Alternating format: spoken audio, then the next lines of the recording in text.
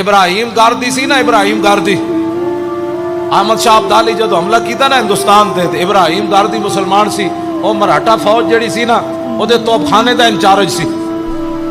تے جدو احمد شاہ ابدالی آیا تے انہیں خط لکھیا، بندہ بھیجیا، انہیں کہا کفر اسلام دی جنگ ہے، تو مراٹھا دی فوج دی نگرانی نہ کر، اے توپ خانہ چھڑ کے مسلمانوں والا آ جا۔